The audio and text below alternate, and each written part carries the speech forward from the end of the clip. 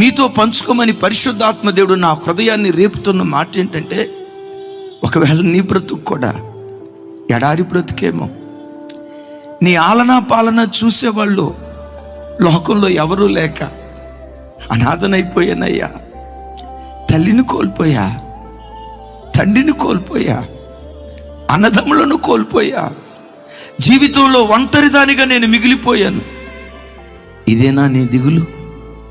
అయ్యా, నా బ్రతుకులో అందరూ ఉండి కూడా నేను అనాథనైపోయానయ్యా.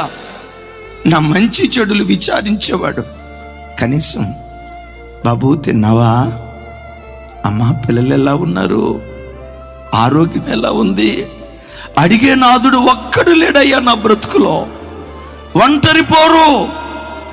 ఈ పిల్లల్ని ఒంటరిగా పోరాడుతూ పెంచుతున్నాను, ఈ కుటుంబాన్ని ఒంటరిగా కొనసాగిస్తూ ఉన్నాను. జీవిత పోరాటంలో నేను అనాథనైపోయాను, ఒంటరినైపోయానని ఈ రాత్రి సభకు వచ్చిన బిడ్డలారా, మీలో ఎవరైనా బ్రతుకులో ఒంటరిదాన్ని అయిపోయానని ఏడుస్తూ ఈ స్థలంలో ఎవరైనా కూర్చున్నారా? కలవరపడకు.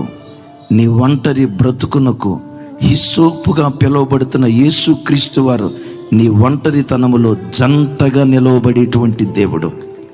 నేనంట ఆయన ఒక్కడు నీకు తోడుగా ఉంటే పర్వాలేదు, ఎడారిలో పెరిగిన మొక్కవై ఉండొచ్చు, ఆలనా పాలన చూసేవాళ్ళు ఎవరూ లేని విగత జీవిగా నీ జీవితాన్ని కొనసాగించుండొచ్చు.